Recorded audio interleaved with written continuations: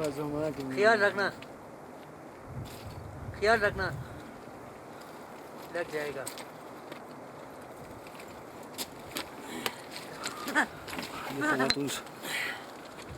جی ناظرین، ہم ایک ٹنل کے اندر گئے تھے اور یہ تقریباً 88-89 کے دور میں یہاں پہ جو ٹنل بنایا گیا تھا، اس میں کیا چیز تھا؟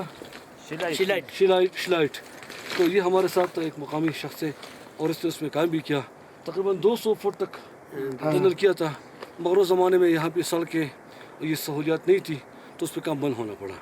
اور ان کا یہ کہنا تھا کہ جو سلائڈ ہے یہ بہترین قسم کا ایک قیمتی معدنیات ہیں، منرلز ہیں. تو اب بھی محکمہ معدنیات منرل والے اور جو متعلق ادارے ہیں ان سے یہ درخواست ہے کہ اس پہ دوبارہ اگر کام کا آغاز کیا جائے تو یہاں پہ جو قیمتی پتھر نکلتے ہیں، معدنیات نکلتے ہیں، وہ ہم اگر بیچیں گے تو اس کا ذریعہ مبادلہ آئے گا. تو ایک تو یہ علاقے کی پسماندگی دور ہو جائے گی اور دوسرا ہمارے ملک کو بھی اس کا ذریعہ مبادلہ آنے سے ہمارا جو ہے وہ غربت کا خاتمہ ہو سکتے ہیں اور یہاں پہ لوگوں کو روزگار بھی مل جائے گا. تو یہ تقریباً کوئی 200 فٹ تک اب ہم اندر گئے تھے، مگر بدقسمتی سے اس کے سامنے سیلاب آیا تھا، راستہ بند ہے.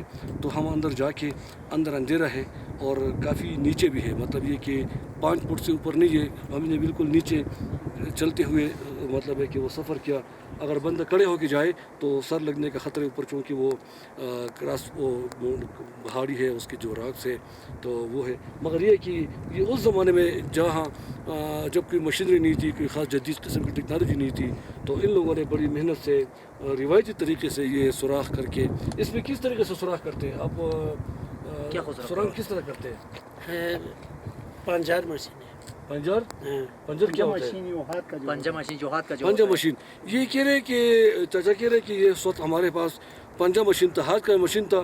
اس مشین کو ایسے کیا کرتے ہیں؟ اس میں ایک بڑا مشین تھا ادھر ہے، ہاں پائپ کے ذریعے، پائپ کے ذریعے اندر جائے گا. پیپ کے ذریعے اندر اس میں وہ کرتے ہیں، مطلب وائبریشن کرتے ہیں.